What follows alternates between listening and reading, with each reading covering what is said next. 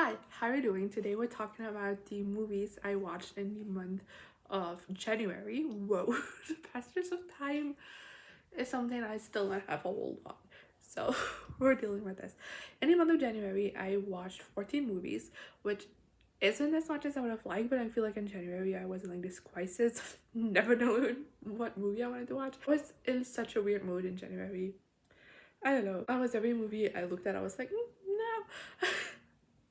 But I still got around to watching 14. A lot of them aren't my typical type of movie, so this is gonna be a fun video. So let's immediately get started with Glass Onion and Knives Out Mystery, which came out in 2022, and I gave it 3 out of 5 stars too. I wanted to watch this as my last movie of the year because in 2022 my first movie was Knives Out, so I would have thought it was funny.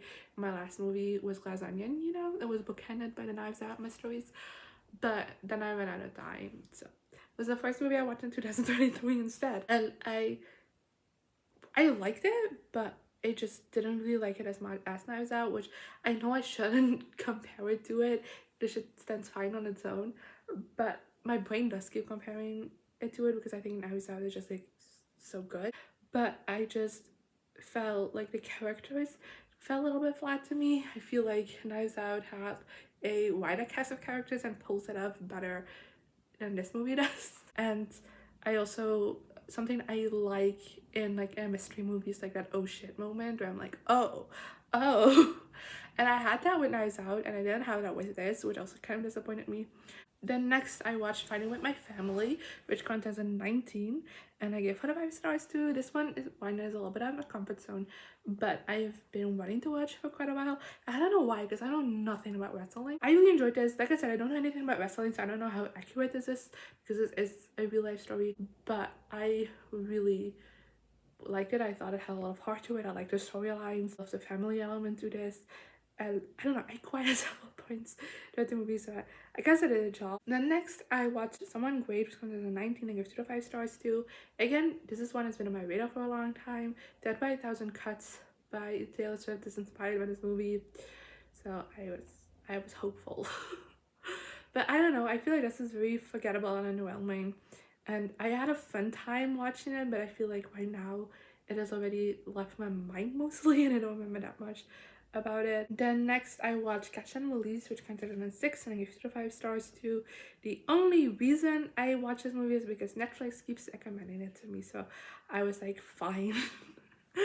And I wish I wasn't fine because I didn't really like this movie. I think there was potential for a good movie in here because I like the storyline and I think all of that's really interesting, but the way they executed it I just didn't really like, because I feel like we never were given a chance to see these characters grieve and move on, and therefore everything just felt like an odd coping mechanism instead of, you know, our characters actually falling in love. Then next I watched The Nun, which came out in 2018 and I gave 1 star too. I've been making my way through the Conjuring universe since October. This is the one I watched in January because I know at this point in the franchise where these movies aren't well loved anymore, so I'm dragging my feet. But I really don't like The Nun. I thought it was so boring, which I feel like it's the worst thing a horror movie can do.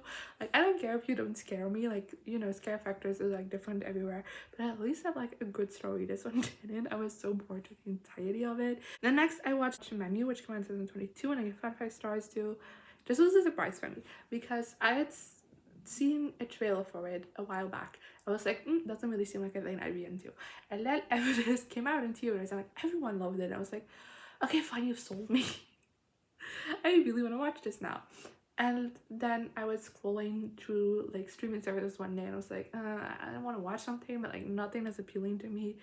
And then I clicked on Disney Plus and like at the banner at the top and at the menu I was like, oh my god, this is time on streaming. I was so excited. I clicked on it, watched it, and I loved it. I thought this was so good. It was very different from what I was expecting, but I really liked it, especially because like the beginning I felt like was very tense because you knew something was off, something fell off, you just didn't know what. And then at a certain point that shoe drops and my mouth drops. Like, then next I watched The Invitation, which comes in 2022 and I gave 2 to 5 stars too.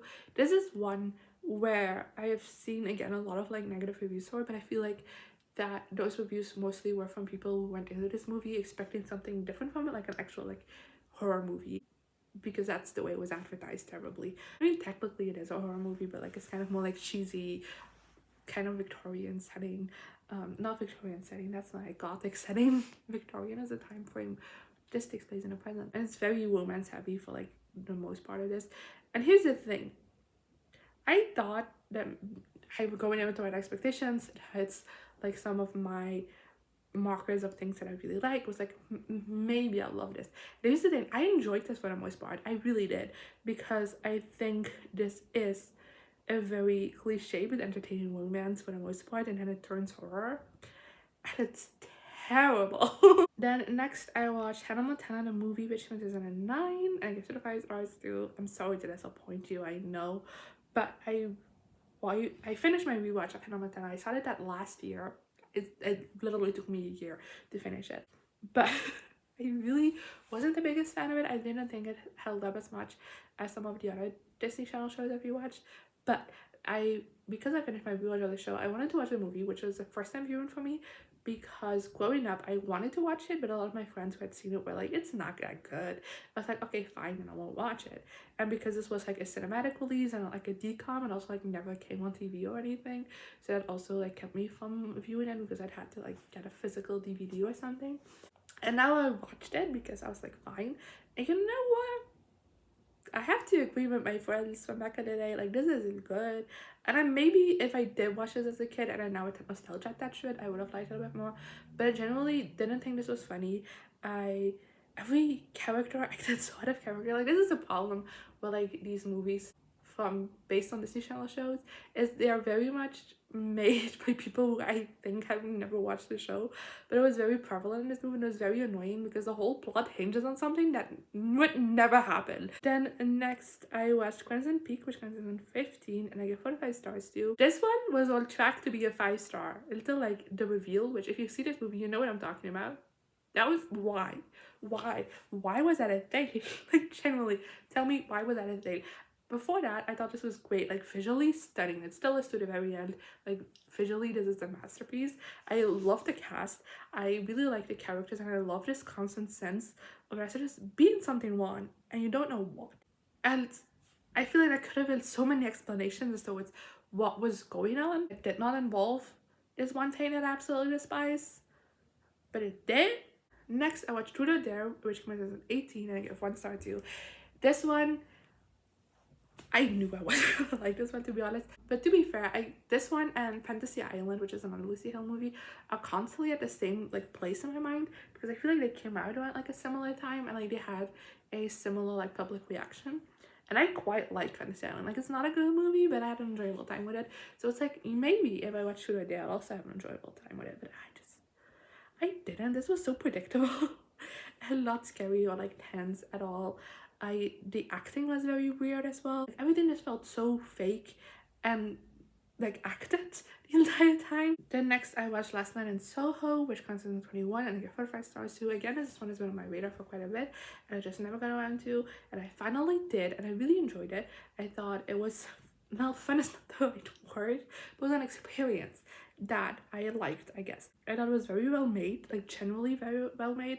It was also terrifying at points, and it felt very like tense throughout. I also really liked both Sandy and Ellie throughout the movie. I thought those characters were really well done, and I really felt for them because they were going through stuff. I just feel like the ending felt a bit flat, but for the rest, I liked it. And then next I watched See How They Win, which comes in 22, and I give 5 stars too. I didn't like this one, and I wanted to, because again, this is one I'd heard some great things about. Not a whole lot. It's kind of one that went more under the radar this year, I feel like. I don't know, but at least for me, I feel like it wasn't as well hyped as you might have expected from this type of movie. But I wasn't the biggest fan of it. I just thought the mystery was lame. It didn't work for me. I thought the jokes didn't land. And I think if this sense of humor that is in this movie is something for you, you'll love this. But for me, like, none of it landed, and I didn't really like it because of that. Then next I watched Escape Room, which comes in 19. I give 5 stars too. Again, as a horror movie, this is a concept that sounded very interesting to me, but I just kind of felt fine about it. I don't have super negative things to say about it. I don't have super positive things to say about it. I had a fun time watching it, entertaining time watching it, I guess. I was on the edge of my seat for most of it. I thought the cast of characters was really fun. I hated the ending though. That's one negative thing I have to say about it, because I feel like the ending was very much like built around getting a sequel. And then lastly, I have movie Antoinette, which comes to 7.6, and I give 2 out of 5 stars, 3 out of 5 stars. I'm sorry, I said a 1. This is a disappointment for me, I know, because I've seen a lot of great reviews from this, especially from people who have liked similar movies as I have. But like looking at Letterboxd, it has like a very high average rating as well, so I guess it's a very well beloved movie among everyone. But I wasn't a fan of it. I thought it was incredibly boring. The timeline was very hard to follow. I do think we had some fun and interesting moments in here, and there were points in this movie where I thought it was really good, but then like most of it was just like nothing. Like nothing happened for very large chunks of this movie, and things went on out so long, and I stopped caring. I thought a lot of it was dull actually, and that was not what I was promised going into this movie. That's everything I watched this month. Let me know in the comments which ones of these movies you've seen and what you thought of them. So some of the movies you watched in January, because I love to discuss and I always love new movie recommendations as well. But for now, I guess I'll see you next time. Bye!